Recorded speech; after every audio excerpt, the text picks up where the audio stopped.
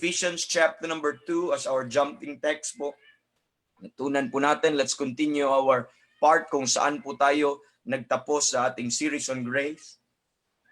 I think this is our part 12 sa series on grace. And ang pinag-usapan natin last time is the gracious work of God for man. Yun po yung topic natin, the gracious work of God for man. And you are familiar with this verse po mga kapatid.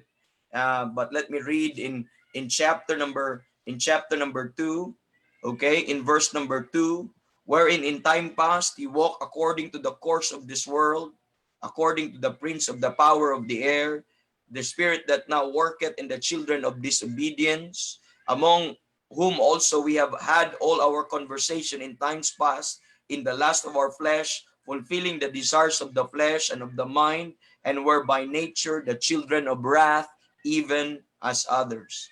But God, who is rich, amen, in mercy, that changes everything, amen. But God, who is rich, that word but, amen, in mercy, for his great love wherein he loved us, even when we were dead in sins, hath quickened us together with Christ. By grace ye are saved, and hath raised us up together, and made us sit together in heavenly places in Christ Jesus, that in the ages to come he might shew the exceeding riches of his grace in his kindness toward us through Christ Jesus. For by grace are ye saved through faith, and that not of yourselves, it is the gift of God, not of works, lest any man should boast.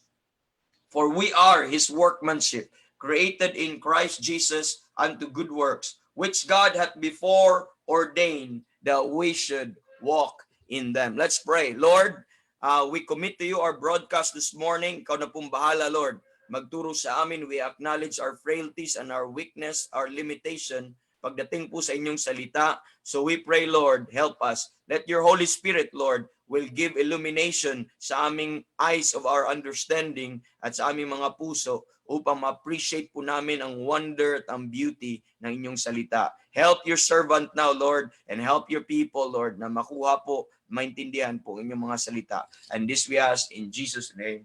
Amen and amen. So we establish, brethren, sa gracious work of God for men, that we know that the salvation, when we talk about salvation of the soul, in this dispensation of the grace of God, we know that salvation for the soul right now is the work of God for man and not the work of man for God. And I'd like you to put that in mind. It's the work of God for man. Sa lahat na nakikinig sa atin, it is the work of God for you, amen, not your work for God. Amen. And it is on the basis of grace. It is on the basis of grace and not works. Amen. Grace principle is opposite, okay, with work principle. And when we talk about grace, grace is produced through the work of the giver. Okay? Grace is produced through the work of the giver, and grace is obtained without the works of the recipient. Are you listening? Let me say that again. That grace is produced through the work of the giver, amen, and grace is obtained. You can obtain it, amen, without the works of the recipient. And that is salvation by grace. It is wholly, entirely, the work and the grace was produced by God himself as our giver, as the giver of salvation po mga kapatid. And tayo is become the recipient of the grace, and we obtain the grace of God without works, apart from human works, apart from human behavior, apart from any involvement of human obligation po mga kapatid. Natanggap po natin by faith, not by works. Amen. Through faith, not through works po mga kapatid. Amen. And we established that it's been out turning our 4th month on this series po mga kapatid. We have said a lot already in our previous lessons po mga kapatid. And salvation, as we see here, as the perfect work of God for men. Amen. This is the perfect work of God for men. Salvation is a perfect work of God for men. And it is presented in the Word of God in this perfect work of God for men is presented in the Bible in 7 major aspects. Okay, the 7 major aspect of the work of God, amen, by in saving men po mga kapatid. So last time po mga kapatid, I showed you a slide of the things that we have talked about po mga kapatid. First, let me share my screen and show you that slide po mga kapatid para makita po natin. At dito po, okay, so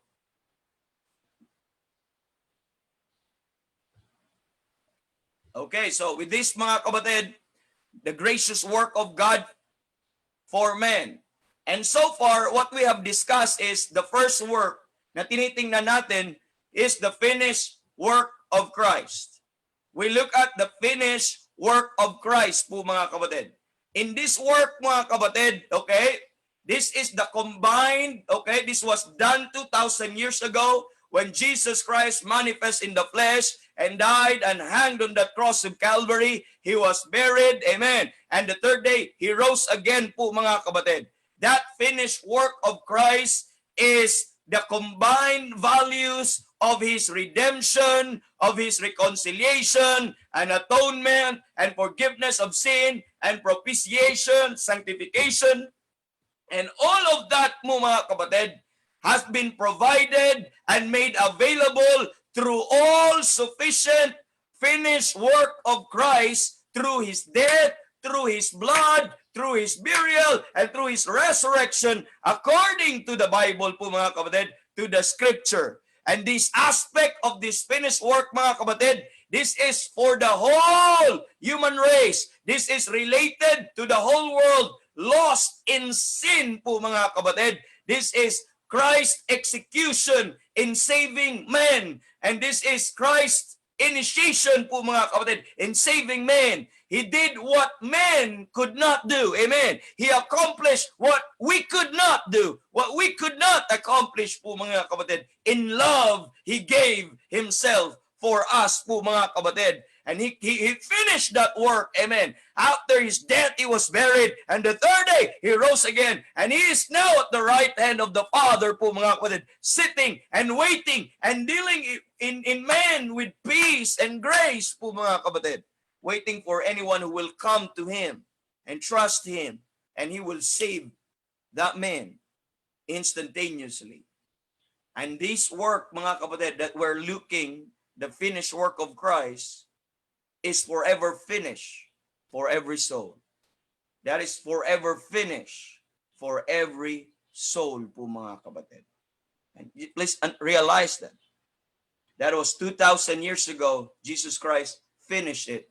And that is not only for the elect, that is not only for Israel, that is for the whole world po mga kapatid. And that the good news of this finished work is now contained in the gospel of the grace of God that we preach today. The good news, amen, of this finished work is contained in the gospel of the grace of God that we preach today. And now we are to preach the finished work of Christ, that this is the remedy, the only solution for the sin problem, for the death problem, for the condemnation problem.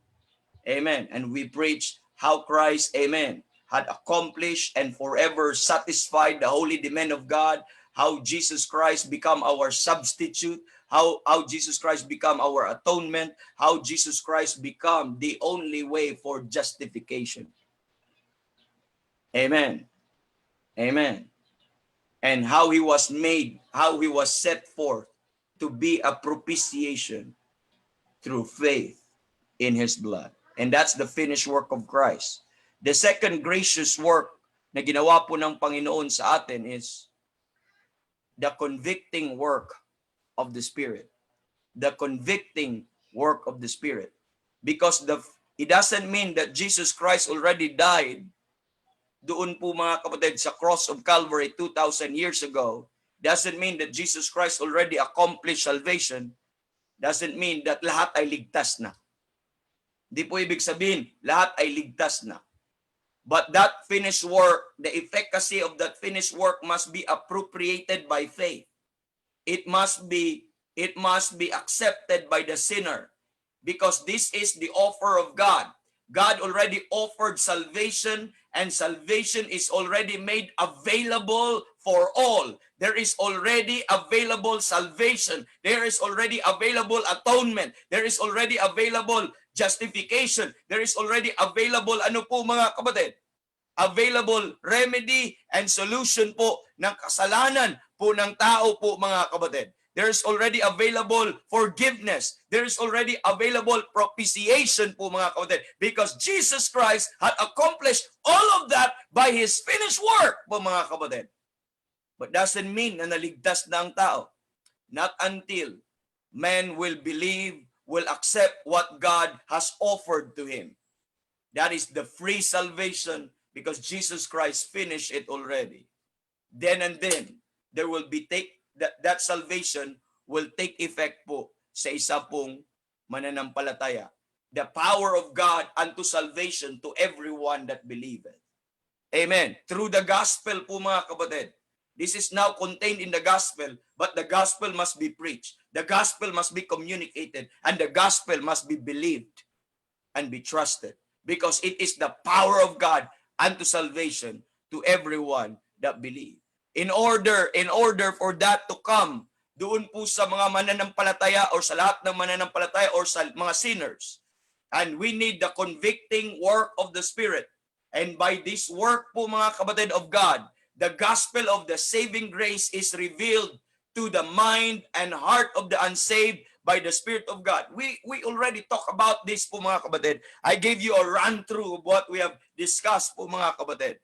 This is the communication when while preaching the gospel, while the soul winner is preaching the gospel, the preacher is preaching the gospel, the Holy Spirit will also accompany the preacher po mga kapatid, accompany the word of God. Do you remember po mga kapatid in 1 Thessalonians chapter number 1 verse number 5 where Paul said po mga kapatid, amen, for the gospel came not unto you in word only.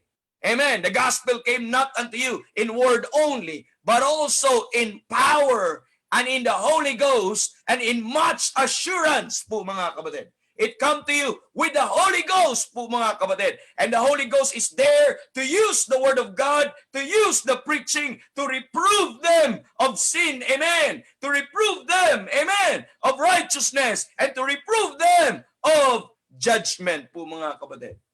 At gagawin po ng Holy Ghost, i-reveal po niya sa pamamagitan ng salita ng Diyos sa mind and heart yung necessity ng gospel at yung sufficiency ng gospel sa isang unsaved. Yun po ka-importante. Tayo po, preacher lang tayo. Wala tayong kapangyarihan.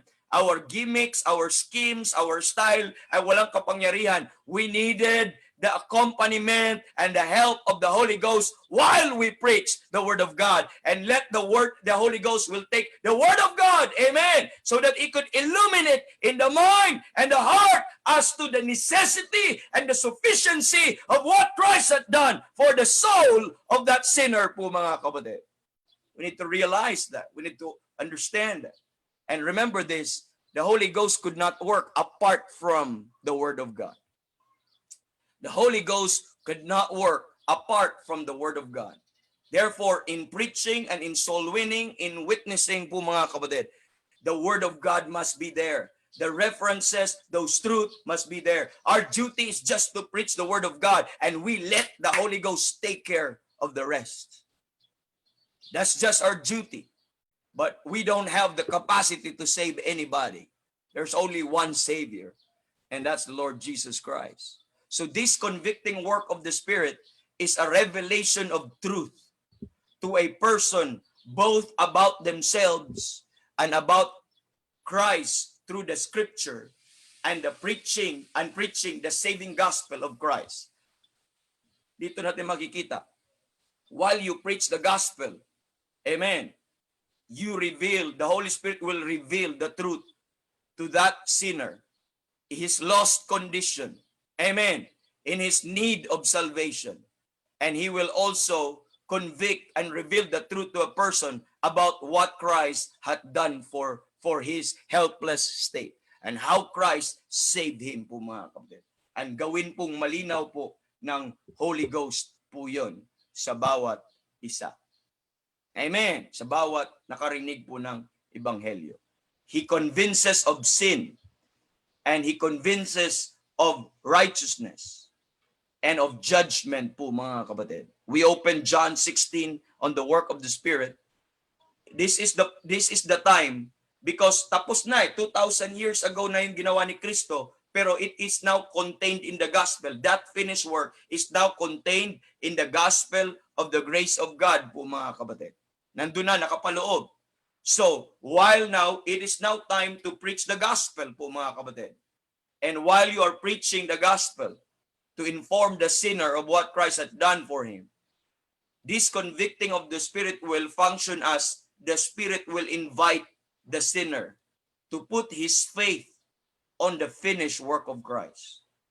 Amen. He will convince the sinner to trust Christ, to yield, amen, to the truth of the Word of God. Only by this illuminating work po mga kapatid, amen, of the Spirit of God, can Satan blinded mind of the unsaved understand the way of life in Christ Jesus. Remember, ang atin pong mga wini-witnessan po mga kapatid, there is a supernatural blindness sa kanila. Remember, whom the God of this world hath blinded the minds of them that believe not. And what the devil is trying to prevent po mga kapatid sa isang unsaved para hindi maligtas, amen, he will blind that mind so that the light of the glorious gospel will not shine in them. Pero tayo naman po mga kapatid, habang kino-cover, ini-expose din natin ang mga sinners po sa liwanag ng Ebanghelyo. Amen. Pinapakita natin sa liwanag ng Ebanghelyo and we will let the Holy Spirit take it, illuminate into the blinded mind and heart of the unsaved po mga kapatid. And that's the only way. Kung supernatural po ang blindness nila, therefore we need also supernatural power. Amen. Beyond human capacity para ma-remove yung veil sa mata ng mga sinners po mga kapatid. Amen. Kita nyo po, we need God, the Holy Spirit, and we need the Word of God to do that po mga kapatid. This is the time where the Holy Spirit will communicate po mga kapatid. And thirdly po mga kapatid, the saving work of God. The saving work of God. That's the third po mga kapatid na makikita po natin, the saving work of God. So as we see it po mga kapatid, nakikita po natin that, by the way, bago po tayo dumating dyan, the Holy Spirit, ito po yung una, tinapos ni Kristo ang kaligtasan. Ngayon, ito ay nakapaloob na sa Ebanghelyo sa panahon po natin. It's already a good news, mga kapatid. Then the Holy Spirit, the sinner must believe it. The sinner must know it to be saved para yung ginawa ni Kristo, accomplishment ni Kristo para sa kaligtasan would be appropriated or would be effective po mga kapatid, effectual sa kaluluwa ng bawat isa para ma-i-apply po yung kapangyarihan ng dugo ni Kristo, ng kanyang death, ng kanyang burial and resurrection sa bawat mananampalataya. So kailangan i-communicate, nasa Ebanghelyo po yun mga kapatid.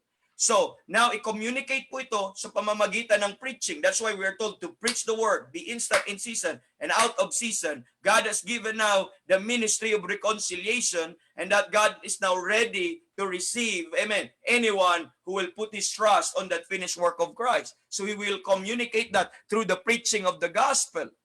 And while preaching the gospel, the Holy Ghost will accompany the preacher and the word of God, amen, para ipaintindi sa hindi pa mananampalataya kung ano po ang Ebanghelyo o kung sino po sila sa harapan ng Diyos at ano yung ginawa ni Kristo, ano yung necessity nito at sufficiency nito para po sa kanila. I-communicate po doon po sa atin. Now, pagkatapos po ng conviction po na yon, Depende na po yun sa sinner. It's now the sinner's choice and decision whether he will yield to the conviction of the Spirit or he will succumb to his own pride and reject it po mga kapatid. He is given an option to believe it or not to believe it. Two things, either belief or unbelief. Nandiyon na po. So, yun lang po. Wala na tayong ano doon. Pero when the sinner will yield, when the sinner will reject it, then he will die because of that unbelief. He will go to hell by virtue of that unbelief. Can I tell you this again? He will go to hell. He will be condemned and he will be thrown to the lake of fire. Amen. Because of that unbelief. Because of rejecting the only remedy, the only solution, the only savior that can save his soul. So that is to say, nobody in this world right now will go to hell because of their personal sins, because of the sins that they're committed. Nobody go to hell because they're a liar, they're a drunkard, they're a thief, or they're a murderer, or they're whatever sin. You think of whatever sins po mga kapatid. Nobody, mga kapatid, will go to hell because of the sins that they committed. You know why? Because there is already a provision for that sin. That sin is already been provided. What Christ had done already on that cross of Calvary is already for that sin po mga kapatid. So may solution na dapat. Amen. Pero the reason kung bakit siya pupunta sa impyerno po mga kapatid is because he rejected the offer of salvation. Amen.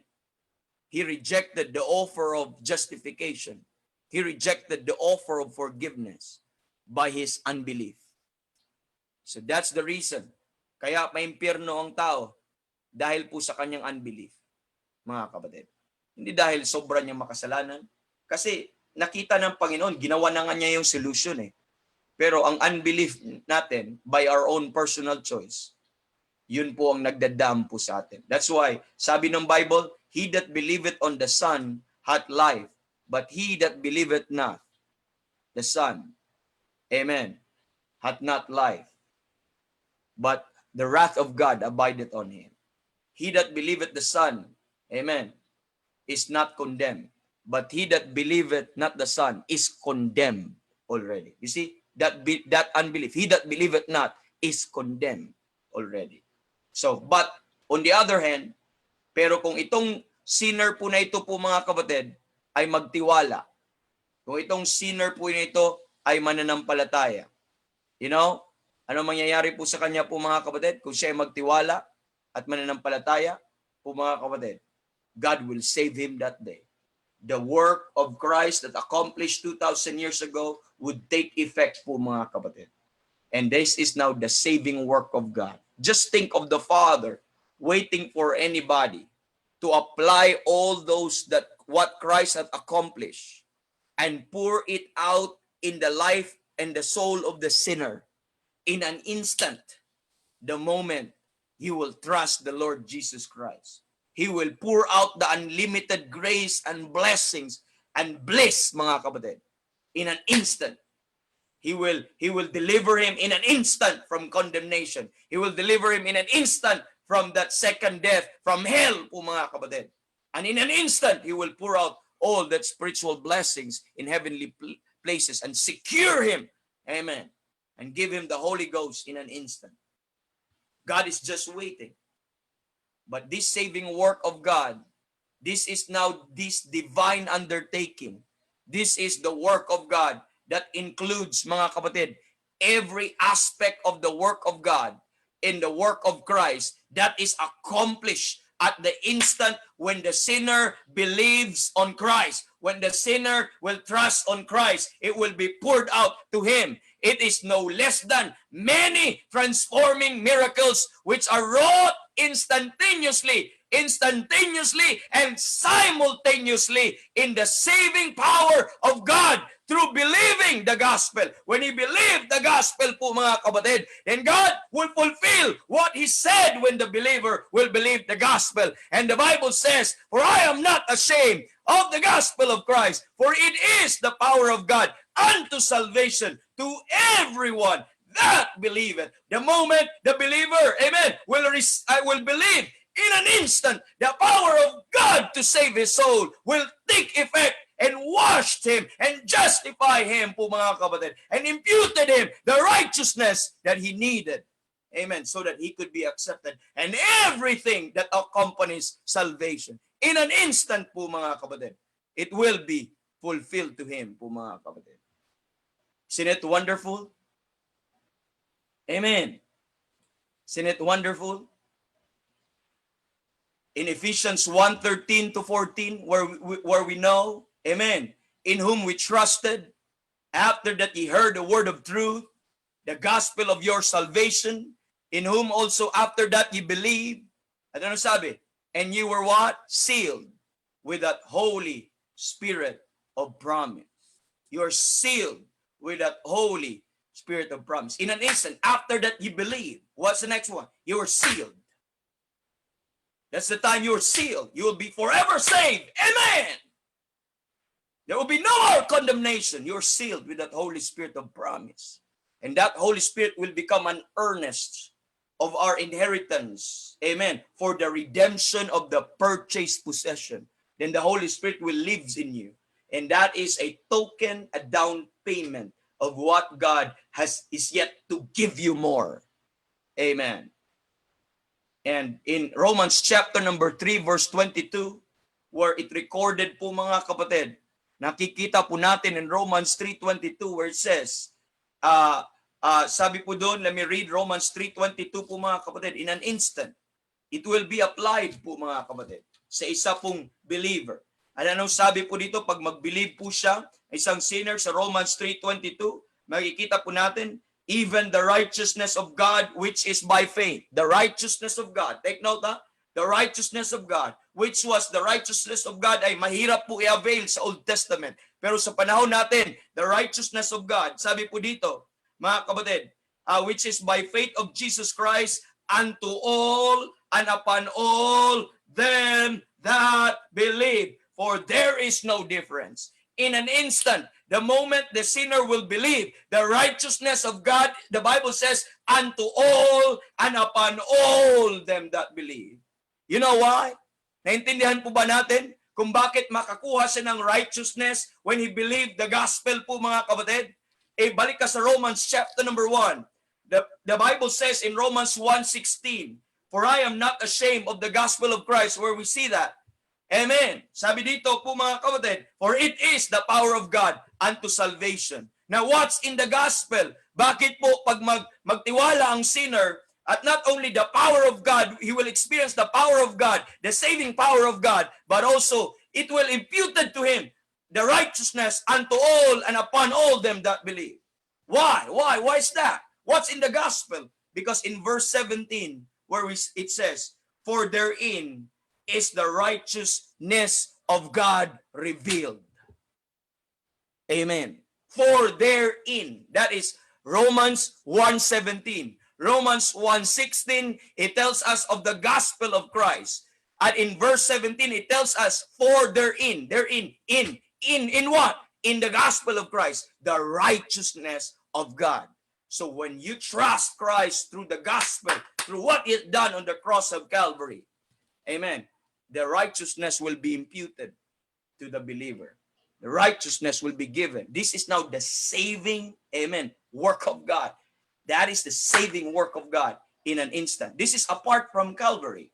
That was the finished work of Christ. The actual saving, the actual appropriation and application, amen, of what Christ had provided, amen, is when the sinner will believe in an instant. Wholly trust, lean on the sufficiency of that finished work. I ask His hope of salvation, mga kapatid, in an instant. He can be saved. He can be given the righteousness of God. Amen. Go back to Romans chapter number 3. The Bible says in verse number 24, being justified freely by His grace through the redemption that is in Christ Jesus. Amen. There's that redemption in Christ Jesus, then you will be justified freely by His grace. Paano ka ma-justify? By His grace. Through saan kumukuha ang Panginoon ng justification? Through the redemption that is in Christ Jesus. So there is already a redemption provided 2,000 years ago. And God is now ready to justify anybody. At how? Paano po siya ma-justify? Saan humuhugot ng kapangyarihan ng Diyos to justify anybody from the redemption that is in Christ Jesus? But how can a man be justified? Verse 25, whom God hath set forth to be a propitiation through faith in His blood. You need to have through faith in His blood of what was accomplished 2,000 years ago, and to declare His righteousness for the remission of sins that are past through the forbearance of God. To declare, I say at this time His righteousness. Amen. God's righteousness available at this time. Today is the accepted time. Today is the day of salvation. Today, His righteousness is being declared on what Christ had accomplished 2,000 years ago, and that He might be just and the justifier of him of what? Which believeth in Jesus. Okay? How could he take the justification? How could justification be applied? How could God be just and the justifier of anyone that believe in Jesus? By faith. By believing, God will become a justifier po mga kapatid. Amen. Verse 26. Magkita po natin. Diyan po mga kapatid. So, that is belief po mga kapatid. Where it tells us, where is boasting then? It is excluded. By what law? Of works? Nay, but by the law of faith. The conclusion. Therefore, we conclude that a man is justified by faith. That a man is justified by faith without the deeds of the law. It's by faith. Then God will save you now. Amen. The song is telling us, only trust Him. Only trust Him. Amen. And He will save you now.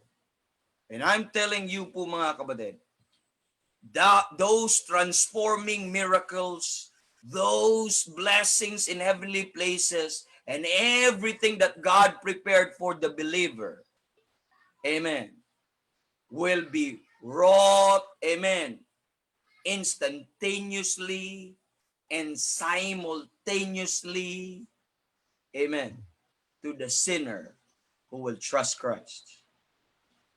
If you would like to be saved, that's what the Bible says po mga kapatid. Because salvation po mga kapatid is not just deliverance. Salvation is also, mga kapatid, the outpouring of the blessings that will abound on your behalf. Amen. And this includes the many virtues. Kaya sabi ng 1 Corinthians 1:21, for it pleased God by the foolishness of preaching to save them that believe. To save them that believe. The Bible says, to him that worketh is a reward not reckoned of grace, but to him that worketh not, to him that worketh not, but believeth. Amen. On him that justifieth the ungodly.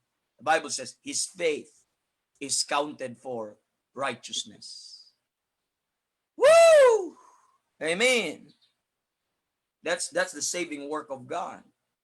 And that includes the many virtues that accompany salvation at the moment a person will put his trust in Christ and His perfect work, in that perfect finished work po mga kapatid, at Calvary. And what are those? Regeneration, amen, adoption, imputation of God's righteousness, the sealing of the Spirit, the indwelling of the Spirit, the baptism of the Spirit, and many, many more. We will have another topic on that. Isa-isahin po natin yan. That's another thing. But in an instant, it happens to you, and you will have the hope of glory. You are now to look on that, and you will now have heaven in your home. You will now have the glorified body po, mga kapatid. Amen. In an instant, it happened to you po, mga kapatid. Kaya that's why I always like that song, kahit hindi mali-mali man yung lyrics ko po, mga kapatid. Pero nandun na lahat eh. Nandun na lahat sa ano. Sige nga, i-ano ko nga po, mga kapatid. Meron ba akong, dito meron pala akong hymn po, mga kapatid. Dito, okay? Hanapin ko nga po, mga kapatid. This is to prove. Nandito na lahat eh. Kaya gustong-gusto ko yung kantang ito po. Makita po natin ay, ano ba yung kinanta ko last time? Kaya mali naman yung lyrics ko. At least may hymnal pala ako dito. 473 sa hymns of the faith. Ang title po ng song ay Heaven Came Down and Glory Filled My Soul. Because I'm telling you po, mga kapatid, in an instant, the moment you trust Christ, amen, not only He saved you from hell, but as if, are you listening? As if heaven came down and glory filled you. Parang bumaba or binagsakan ka ng kalangitan, or binaba yung langit at binigay at nilagay sa iyong kaluluwa. And I'm saying this, it is not exaggeration. It is what it is. You know why? Because the moment you've got saved, amen, you receive the fullness of God. And because Christ is the fullness of God, and the moment you put your trust in Christ, you receive the Christ, which is the fullness of God. Po, mga kapatid. And Christ is our all and in all. Oh, what a wonderful, wonderful day. Day I will never forget. After I wandered in darkness away, Jesus, my Savior, I met. Oh, what a tender, compassionate friend. He met the need of my heart. Shadows dispelling, with joy I am telling, He made all the darkness depart. Heaven came down and glory filled my soul. Amen. When at the cross my Savior made me whole. Amen. My sins are washed away, and my night was turned to day. Heaven came down and glory filled my soul. Now watch the next part. Born of the Spirit, that's regeneration. With life from above, into God's family divine. Look at, justified fully through Calvary's love. That is justification. Oh, what a standing is mine. Take note. And the transaction so quickly was made. It was not a process. The moment you believe, and the transaction was what? Quickly was made. It is instant. It is instantaneous. And the transaction was made. When I, as a sinner, I came, took up the offer of grace He did proffer. He saved me. Oh, praise His dear name. Now look at the third verse. Now I've a hope that will surely endure after the passing of time.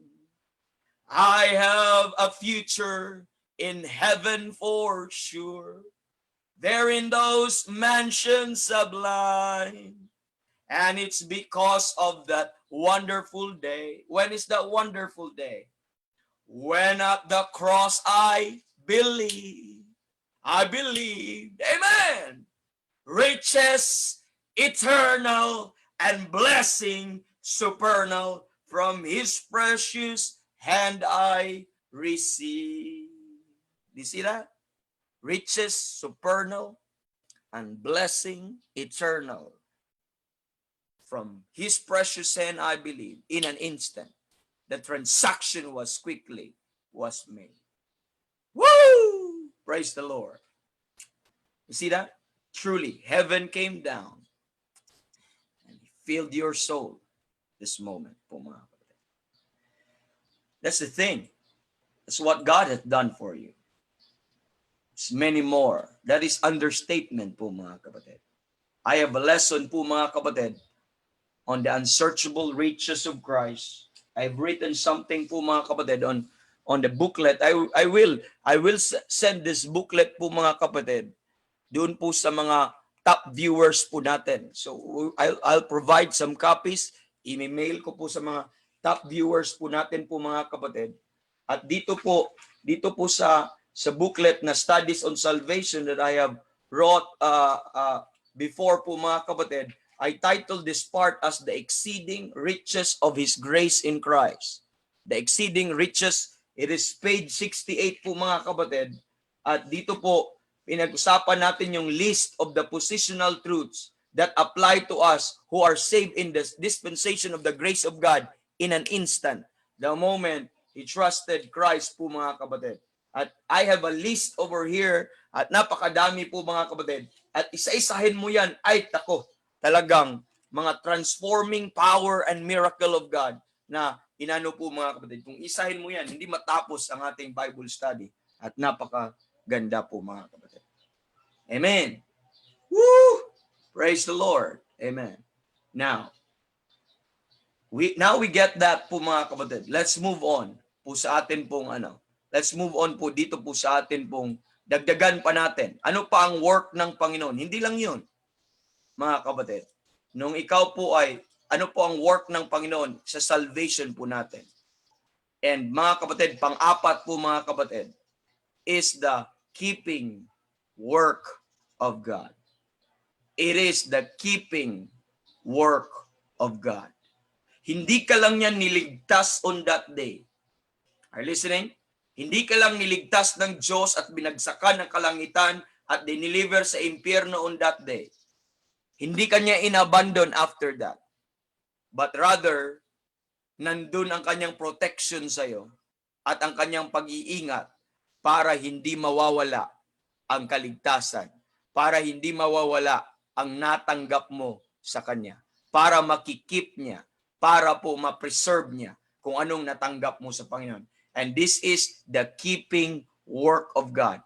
So ang nag-keep ng salvation na ikaw ay patuloy at mananatiling maligtas po mga kapatid ay hindi po ang sinner, hindi po ang nanampalataya, kundi ang Diyos po ang nag-keep ng ating salvation.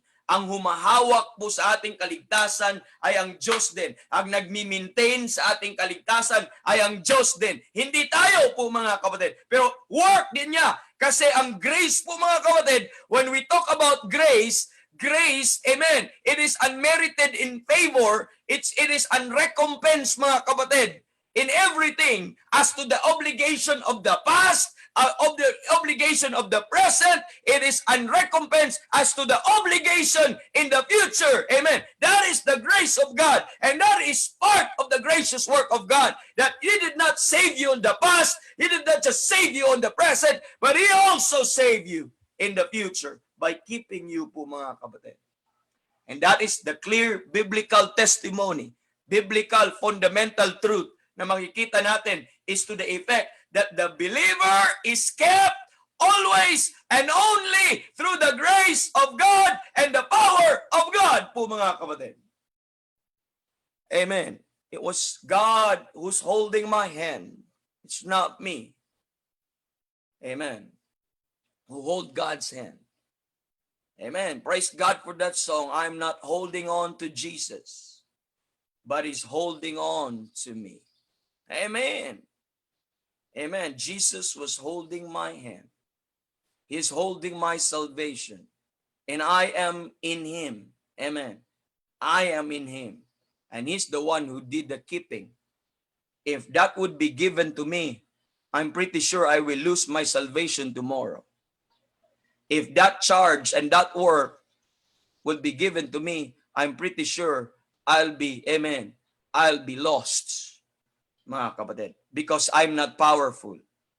I'm not, ano po mga kapatid, I have no capacity to overcome whatever na ano po mga kapatid. But praise God, He keeps my salvation. He's the one who hold my hand po mga kapatid. Amen. Kikita po natin, that's the work of God na dapat nating tingnan po mga kapatid. Because of the work of Christ on the cross mga kapatid, that finished work po mga kapatid, God is presented as not only being free. Listen, because of that finished work of Christ, God the Father was presented not only as free to save a meritless sinner.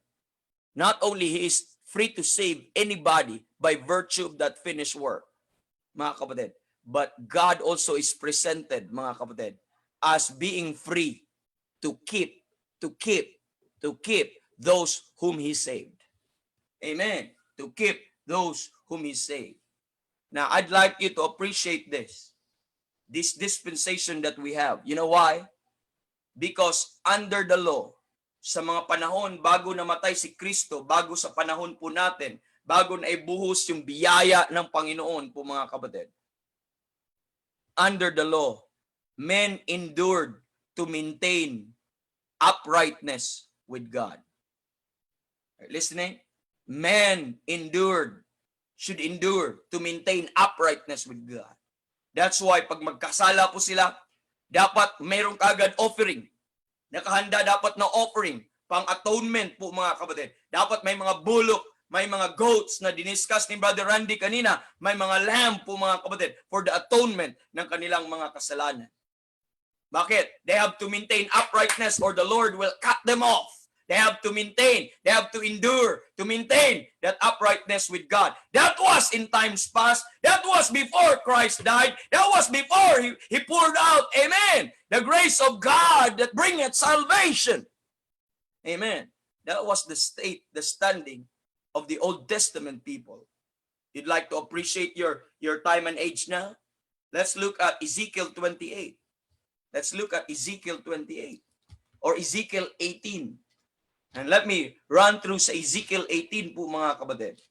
And the Bible says in the book of Ezekiel, chapter number 18, let me read to you kung ano ang standing ng mga saints sa Old Testament on how they endure to maintain the requirements of God to maintain uprightness and in His relationship with God so that they could continue to walk with God. Because may sin lang po mga kapatid, God would abandon them po mga kapatid. Not until God's criteria and requirement is met.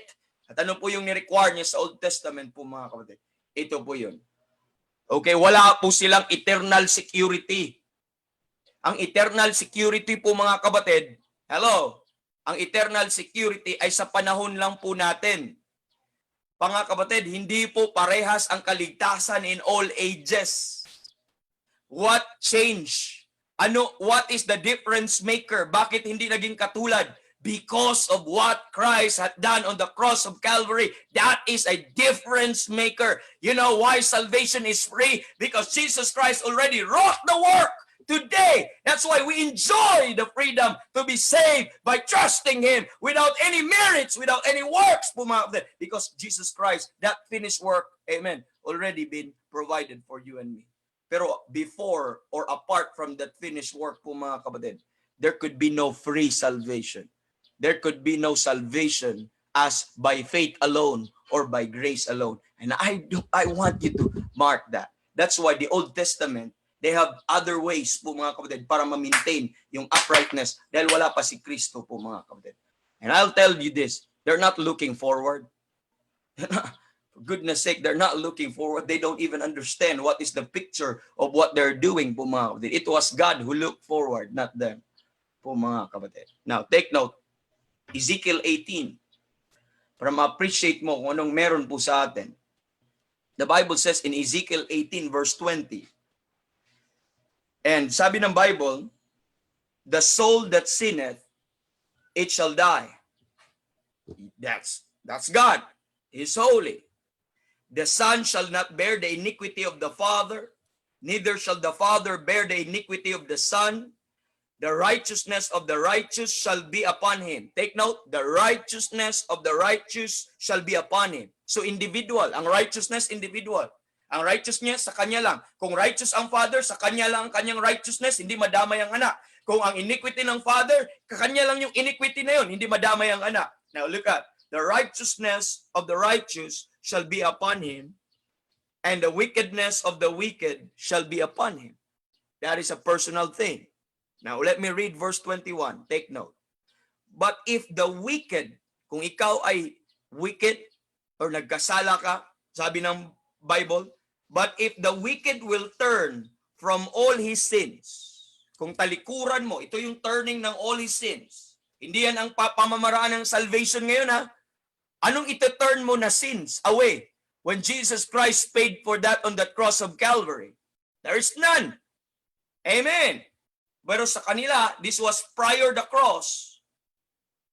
They will turn from all his sins that he had committed and keep all my statutes. Anong requirement ng Panginoon? I-turn nila ang kanilang sin. Ang wicked to, ha? At i-keep all my statutes. I-keep niya yung law. And do that which is lawful and right. Do which is lawful and right. Gagawin niya yung ano yung lawful at ano yung tama. He shall surely live. He shall not die. Kita niyo po, ano mangyayari? The soul that sinneth, it shall die. Pero kung ikaw may wicked, may solusyon ka pa. Turn away sa lahat ng mga wicked ways na ginagawa mo and keep all the statutes and do that which is lawful and right, then you shall surely live and you shall not die. That's Bible. Verse number 22. All his transgression that he committed, they shall not be mentioned unto him. In his righteousness that he hath done, he shall live. So, maliligtas. Mabubuhay po mga kapatid sa Old Testament. But look at verse 23. Have I any pleasure at all that wicked should die, saith the Lord God, and not that he should return from his way and live? Ano pong pleasure ng Panginoon? Not for the wicked to die, but rather for the wicked to turn his ways and live for God. That's the pleasure of God. But let me read on. But, sabi dito, verse number 24, ito naman, yun yung wicked. But let's go to the righteous. But when the righteous turneth away from his righteousness, so kanina ang wicked, amen. Ngayon ang righteous. But when the righteous turneth away from his righteousness, kung ang isa daw righteous, by the way, ang isang saved na, I mean sa Old Testament, yung people of God or isang saint doon, ang tawag sa kanila righteous. But isang righteous ay talikuran niya ang kanya pong righteousness, uncommitted iniquity, at siya ay magkasala, and do it according to all the abomination that the wicked man doeth. Shall he live? Yun po yung question. Shall he live? The Bible says, all his righteousness that he hath done shall not be mentioned. In his trespass that he hath trespassed, in his sin that he hath sinned, in them shall he die. So verse 25, yet say, the way of the Lord is not equal. But let's jump to verse 28. When a righteous man turneth away from his righteousness and committed iniquity and dieth in them. Nakita niyo po, kung ang isang righteous nag-commit ng iniquity at namatay po siya na hindi nakapag-turn away and dieth in them. Namatay po siya na hindi nakapag-repent. Namatay po siya na hindi niya na-restore yung uprightness niya sa Panginoon. Ano mangyari? And dieth in them. For his iniquity that he hath done, he died. Again, when the wicked man turneth away from his wickedness that he hath committed, and doeth that which is lawful and right, he shall save his soul alive. Remember, the soul that sinneth, it shall die. Now, tell me now, Tell me now. We never interpreted anything. We just read the Bible as it is, po mga kapatid. So what you see here, under the law, men endured to maintain, and many verses, but they endured to maintain uprightness with God. Or else they will die. Or else they will lose the standing or the position of being righteous and receive the favor of God. They will die. But praise God, you live in day and time where nothing shall separate you from the love of Christ. You live in the day and time where it is God now who maintain your uprightness.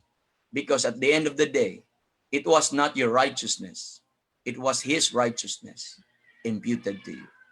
You don't have to maintain any righteous acts, because what keeps you saved, it's because you have the righteousness of God in you. The righteousness of Christ in you, po mga kapatid. Woo! That's what keeps you saved. And Philippians chapter number 1, we now appreciate Philippians 1:6, where it tells us po mga kapatid, it is God that began a good work in you. He that began a good work in you.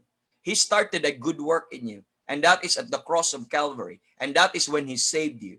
That is, He began a good work in you. It was His good work. It was not my good work. It was the good work of God that He began in you. It was the work of Christ that He began in you. The moment you trust Christ, He saved you. And that was the good work of God. He saved you. He saved you. He saved you. And He that began a good work in you. Amen. Amen. Let me read that. I don't want to misquote Philippians chapter number 1. Po mga kapatid. Philippians chapter number 1 verse 6. Being confident of this very thing. And we are confident in this. That He which hath begun a good work in you will perform it. Will perform it. He did not stop working, but will perform it until the day of Jesus Christ. You know what is the day of Jesus Christ? That is the day when you finally meet Jesus Christ face to face. You see, the moment of your faith upon salvation, it was the work of God. And He will perform it continually. He did not stop. His work did not stop there. He did not abandon you when you put your faith in Him. He did not abandon you, but He continued to work. And how long? How long He worked? And that is the work of keeping. That is work of protecting you. That is the work of keeping you saved. Amen. He will begin His work until the day of Jesus Christ. Isn't it wonderful? Isn't it? It's good to be saved. Isn't it wonderful to be a Christian? Wonderful to be a child of God? Wonderful to be redeemed, justified, and forever reconciled? Woo! Amen! That's wonderful, mga kapatid. It's good to be saved, truly. It's not just an expression, but it's truly good to be saved. Amen. And that's the gracious work of God today and now, po mga kapatid. In 2 Timothy chapter number 1, which we have sung that song po mga kapatid, and Paul said, for I know whom I have believed, and I'm persuaded that He is able to keep that which I have committed until, amen, that day. Amen. He will keep. Who will keep that which I have committed? Who?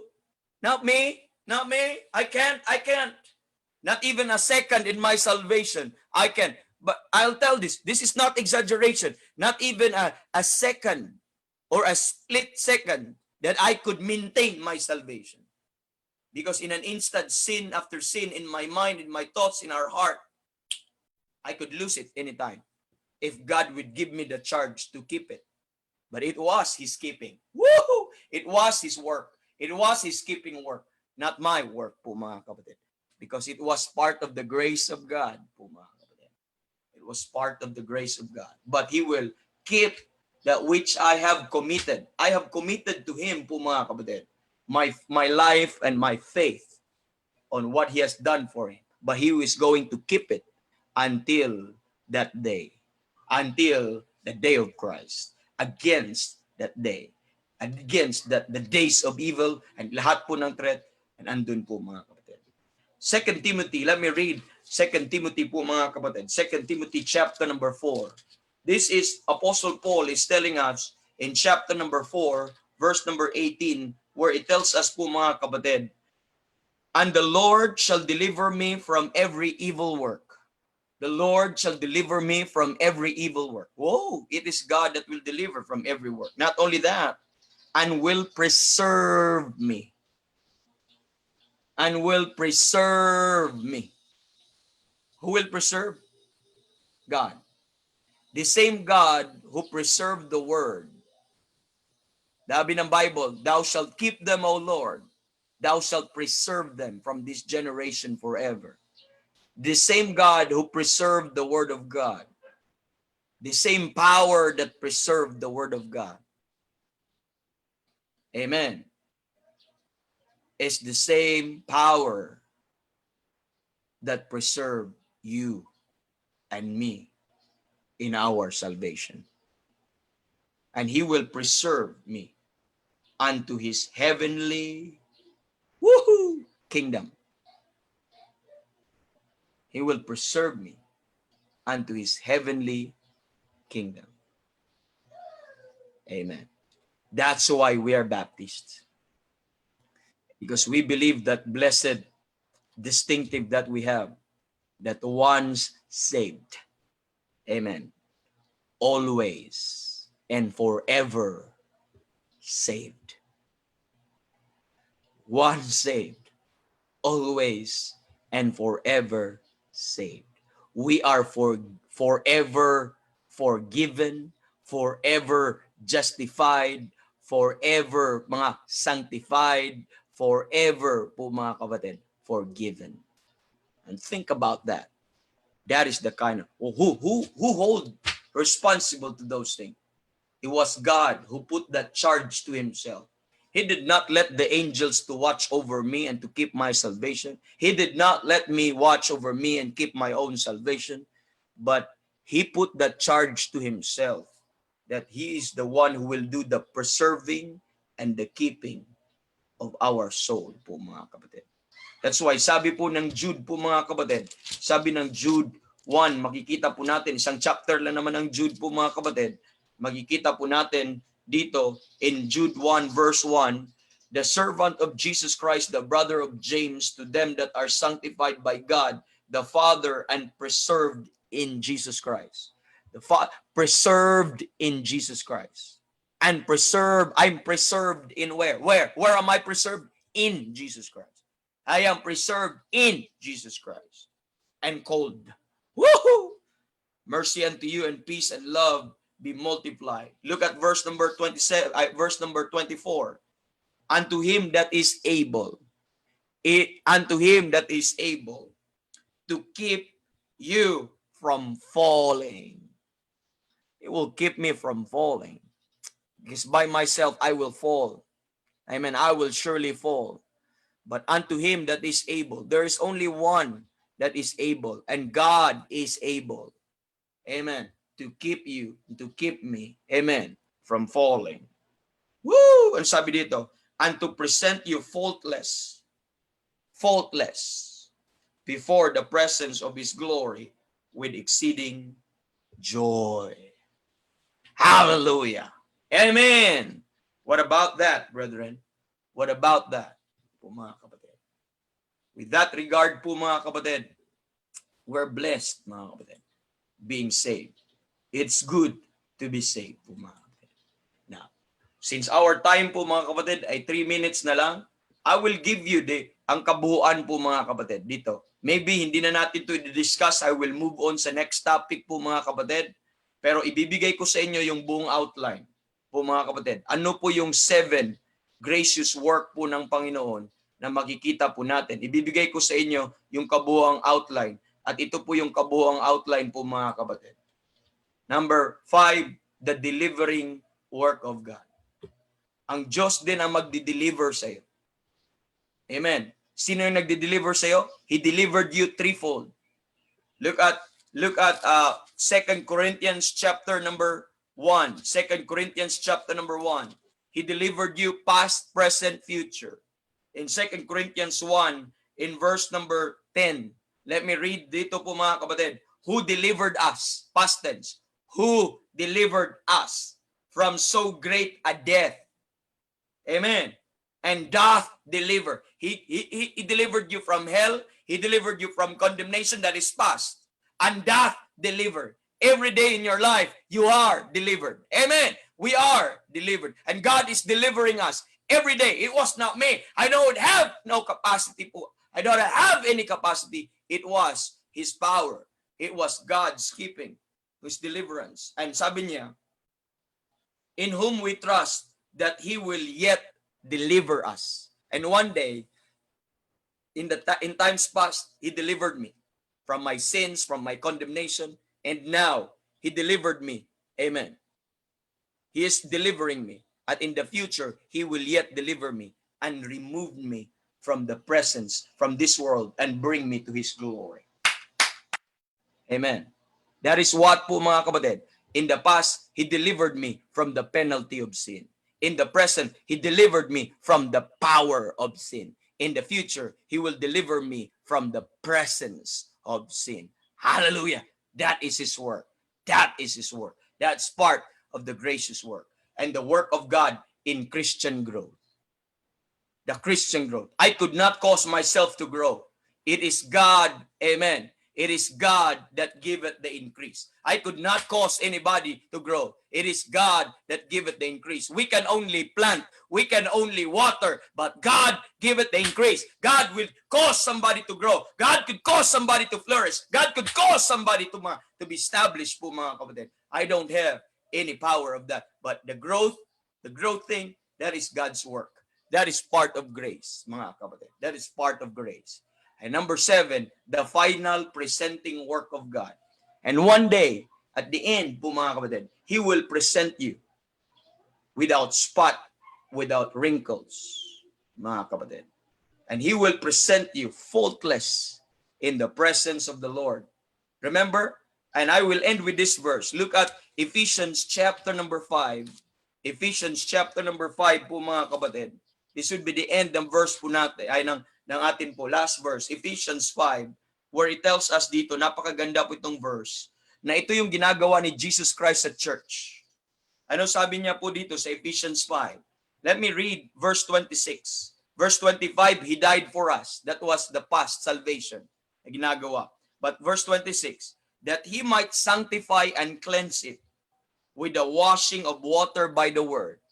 Presently, mga kapatid, He is washing you, cleanse you by the word of God. That's why there's preaching. We are cleansed and we're sanctified by the washing of water. And that water is the word of God. Every time we hear preaching, every time we have Bible study, we are washed. We're cleansed by Christ. We are, amen, prepared by Christ. Anong sabi dito po mga kapatid? In verse number 27, that He might present it to Himself a glorious church, not having spot or wrinkle or any such thing, but that it should be holy and without blemish. Amen. That it should be holy and without blemish. Nakita nyo? Who washed you? Christ. Who cleansed you and sanctify you? Christ. Then one day, who will present you? Christ. At kanino kayo present? Unto Himself. That He might present it to Himself. It's all His work. It's all His work. And not mine. Not ours. And listen, brethren, God gave you pastors. God gave you evangelists. God gave you teachers. Ano ang purpose po nila? They are to prepare you because one day you will be presented also to Christ. That's why Paul said, whom we preach, warning every man, teaching every man in all wisdom, that we may present every man perfect in Christ Jesus. We will present it to Christ. And it was Christ working continually. Then Paul said, for I am jealous over you with a godly jealousy, for I have espoused you unto one husband, that I may present you, amen, as a chaste virgin to Christ. But Christ's personal work po mga makikita natin. Paano siya nagwo-work? Ginagamit po niya yung mga ministers of God. Ginagamit po niya yung mga pastors, evangelists, and teachers sa ating panahon and through pag-feed nila ng Word of God, doon nagwo-work si Kristo para mahugasan po tayo that one day He will present it not to any other, but present it to Himself. The glory and praise of His grace. To the praise of His grace po mga kapatid. Diyan po natin makikita. That's why, and He gave some pastors, He gave some apostles and prophets, some pastors, evangelists, and some pastors and teachers. And what is the purpose? For the perfecting of the saints, for the work of the ministry, for the edifying of the body of Christ. Amen. That we henceforth be no more children tossed to and fro, carried about with every wind of doctrine and by the sleight of men, by the cunning craftiness whereby they lie in wait to deceive po mga kapatid. Amen. Kailan? How long they will do it po mga kapatid? Till we all come to the unity of the faith and of the knowledge of the Son of God unto a perfect man, unto the measure of the stature of the fullness of Christ. Woo! We'll be presented perfect. We will be presented faultless. And ladies and gentlemen, brethren, my brethren, these are the 7 gracious work of God for man. The finished work, the convicting work of the Spirit, the finished work of Christ, the convicting work of the Spirit, the saving work, mga kapatid, na makikita po natin of God po mga kapatid, the keeping work of God, the delivering work of God, the work of God in Christian growth, and the final presenting work of God. Okay, doon natin makikita yung amazing grace po mga kapatid. If you observe the song Amazing Grace, it started with salvation up to going to heaven. The grace that saved you, amen, is the grace that will keep you, and the same grace that will leads you home. The grace that keeps you, that save you, is the grace that keeps you, and the grace that will lead you home. That was all about amazing grace. Amen. Amen.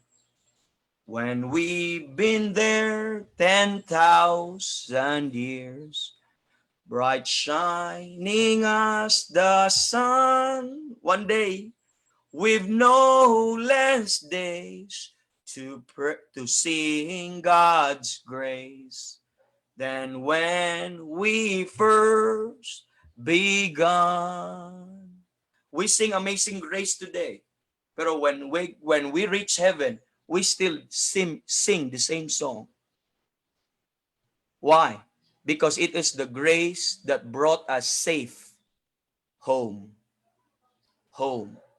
in glory. Amen. Woo! I'm blessed, brethren, I'm blessed. And I hope your help.